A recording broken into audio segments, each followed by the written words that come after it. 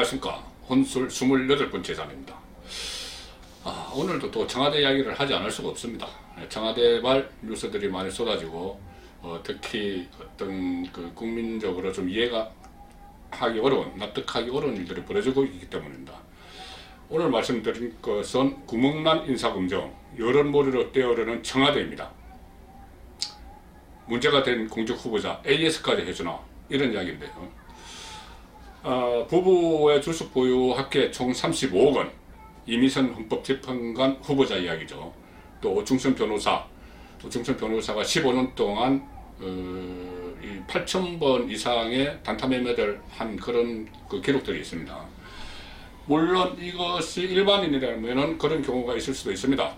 제가 아는 어떤 관료 출신, 정치인도 했는데요. 그분 같은 경우도 지금 은퇴하고 나서 부인이 집중적으로 주식을 하는데 상당히 금액이 많이 하는 모양이에요. 하루에 1억, 2억씩도 왔다 갔다 한다. 이런 이야기를 했습니다. 그런 것이 물론 우리 일반 국민들을 볼 때는 참 생소한 이야기지만은 그렇게 하는 층도 있습니다. 잘못은 아니죠. 자본주의 사회에서 또 본인의 돈을 많이 이렇게 정식을 지키려고 하는 거는 탓할 건 아닙니다. 다만 이번에 이미선 후보자 같은 경우는 두 가지 문제를 지적을 하지 않을 수가 없습니다. 하나는 이해 충돌 소지가 있다는 것이죠. 이미선 후보자는 서울중앙지법 부장판사인데 자신이 소유한 주식을 소유한 기업의 관련 재판을 맡은 적이 있습니다. 관련 재판을 맡았고 그것을 또 재판이 끝난 후에 관련 주식을 추가로 매입했다.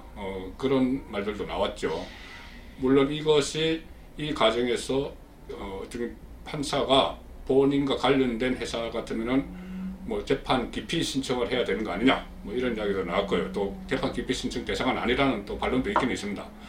또 두 번째로 지적해야 될 부분은 이 과정에서 그 회사 내부 정보들을 미리 알고 투자에 활용을 했느냐, 그 문제죠. 내부 정보 활용 부분에 대해서는 오충진 변호사가 우리가 일반적인 주식 투자가들이 아는 그 정도 선의 정보를 갖고 있었고 오히려 손해를 본 경우도 있었다. 이렇게 이야기를 했습니다. 일단 그 말 그대로 믿어보죠. 그런데 제가 모두에 말씀드린 것처럼 문제는 이겁니다. 이번 인사 논란 과정에서 보인 청와대의 위기관리 능력, 대응 방식, 이것이 참 여러 가지 말을 하는데 이번에는 여론몰이를 청와대가 뒤에서 지원하는 그런 상황이 일어났습니다.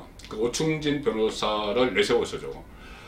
오충진 변호사는 지난주 금요일부터 지금 여러 방송에 출연을 했습니다. 또 SNS를 통해서도 본인의 입장을 계속 밝혔죠.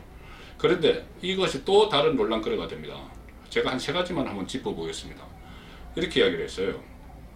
아내의 주식은 내가 도맡은 것이다.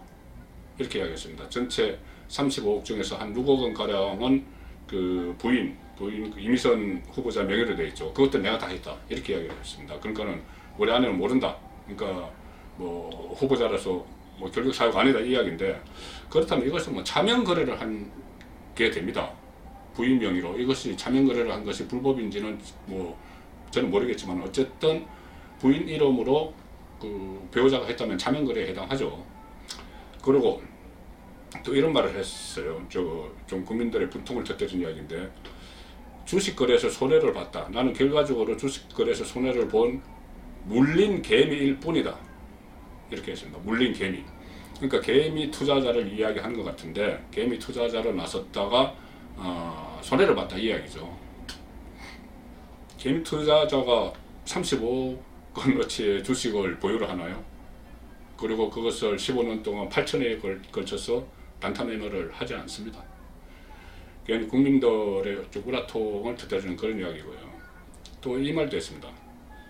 그냥 강남에 35억 아파트 가지고 있었으면 욕먹을 일 아니었을 것이다. 그것이 후회스럽다 이야기를 했습니다. 그럴 수도 있겠죠. 주식 대신 좀 강남의 땅값이 아파트값이 엄청나게 올랐으니까는 그렇게 좀 더 편했을 수도 있겠다, 그렇게 생각을 할 수도 있지만은 이것은 제가 볼 때는 괜한 이야기를 할 겁니다. 굳이 그렇게까지 이야기를 해서 집 없는 서민들을 분통을 터뜨리게 할 필요는 없었던 것이죠. 물론 해명한다고 하느라고 그렇게 했습니다만, 여기다가 오충진 변호사가 좀 자신이 붙은 것 같습니다. 또 다른 제안을 했죠.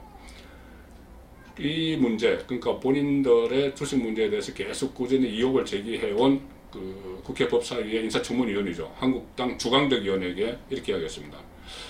당신과 나는 사법연수원 동기 아니냐, 서로 아는 사이다. 그러니까는 주식을 의혹 검증을 위해서 우리 둘이서 TV가 생중계하는 가운데 맞짱 토론 한번 하자, 이렇게 이야기했어요. 자, 인사청문회 남편이 인사청문을 했던, 인사청문에서 질의를 하고 의혹을 제기했던 국회의원 인사청문위원에게 우리 맞짱 토론하자, 이렇게 이야기했습니다. 자, 그러니까 여기에 주광덕 의원이 맞받아쳤죠. 내가 당신과 할 게 아니고 조국 민정수석관을 할 수 있다. 조국 민정수석관 하자, 이렇게 이야기했습니다. 인사검증 책임자니까요. 오히려 제 생각에도 만약에 맞짱 토론을 하려면은 인사검증 책임자가 나와서 의혹을 제기한 야당 의원과 하는 게 맞습니다. 그 고위공직자 후보자의 배우자, 남편이 맞짱 토론하자고 할 일은 아닌 것이죠. 그러니까 한국당 안에서 그런 비판이 나옵니다. 누가 후보인지 모르겠다. 차라리 남편을 헌법재판관 후보자로 지명하는 게 낫지 않느냐. 그리고 또 계속 그런 이야기를 했죠. 오충진 변호사가 주식 거래도 내가 했다. 본인의 주식 거래도 내가 했다. 그렇게 이야기를 했죠. 그러면 주식 거래도 남편이 하고 토론도 남편이 대신하자. 그런다면은 헌법재판관이 되면은 헌재 결정문도 남편이 대신 쓰겠네. 이런 말이 야당에서 나옵니다. 오충진 변호사가 판사 출신이니까요. 자, 이렇게 여기서 짚어볼겠습니다. 이렇게 사실 유례 없이 공직 후보자의 배우자가 나서서 여론전을 펼치고 있습니다. 그 이유가 무엇일까요? 뒤에 청와대가 있었습니다. 청와대의 김형영 법무비서관이 오충진 변호사에게 전화를 걸었답니다. 지난 금요일, 목요일쯤이겠죠. 전화를 걸어서 적극적으로 해명을 하라, 이렇게 권유를 했습니다. 글쎄요, 그냥 권유만 했을까요? 어떤 방식도 같이 협의하지 않았을까? 또는 이것은 확인되지 않았지만은 어떤 방송 같은 곳에 섭외하는 문제까지 또 이렇게 좀 도와주지 않았을까? 그런 의심이 드는 거죠. 그냥 방송국에서 내가 출연하겠다고 아무나 출연시켜주지는 않습니다. 그리고 물론 화제의 인물의 배우자이긴 하지만은 그렇게 하루에 3군데 정도 그렇게 방송에 나가고 하는 과정이 조금 좀 저도 방송하는 입장에서 조금 이해스러운 것이죠. 자, 그것뿐이 아니었습니다.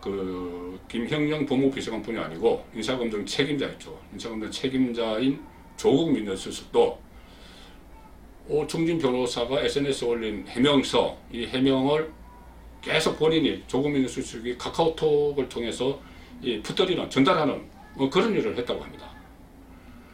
그러니까 일종의 어떻게 보면 인사검증 책임자 그리고 의혹 당사자의 배우자가 서로 합작을 해서 여론몰이를 한 거죠. 그 덕분인지 지난 주말 사이에 약간 기로가 좀 변한 게 있습니다. 여권 안에서도 이번 건은 너무 국민 눈높이에 맞지 않다, 여러 가지 의혹이 있다 해서 이미선 헌법재판관 후보자에 대한 지명을 철회해야 된다는 이야기가, 아니면 자진 사퇴를 해야 된다는 이야기가 여권 안에서 나왔는데 갑자기 그게 지난 주말을 거쳐서 쑥 들어갔습니다. 이런 것이겠죠. 청와대가 나서서, 민정수석이 나서서, 법무비서관이 나서서 이렇게 하는 것을 보니 문재인 대통령의 각오가, 의지가 대단하구나, 임명을 하겠다는. 그런데 이 상황에서 자꾸 딴소리를 했다가는 좀 우리가 큰일 나겠구나, 그런 생각을 했을 수도 있다고 봅니다. 자, 근데 저는 앞으로가 더 문제라고 봅니다. 이런 사태, 후보자 배우자가 나서고 또 후보자 배우자가 청와대에서 이렇게 권유를 해서 방송에 출연하고 이런 일이 지금 일어나고 있는데 굉장히 낯선 풍경입니다. 그런데 앞으로 문재인 정부 임기가 3년 더 남았죠. 지금의 인사 시스템이라면 앞으로 또 구멍이 숭숭 날 수가 있습니다. 그 구멍이 날 텐데, 그러면 그때마다 또 이런 유사한 일이 발생하면은 이런 식으로 계속 청와대가 나서서 그 후보자를 위해서 국회 인사청문회에서 문제가 된 후보자를 위해서 여론을 통해서 특히 그 지지층 골수 지지층을 동원한 여론을 통해서 그 후보자를 계속 보호까지 하느냐. 그러니까는 구멍이 났는데 청와대가 나서서 애프터 서비스까지 해줄 것이냐. 그것은 청와대가 또 새로 안게 된 그 숙제일지도 모르겠습니다. 송목근의 혼술이었습니다.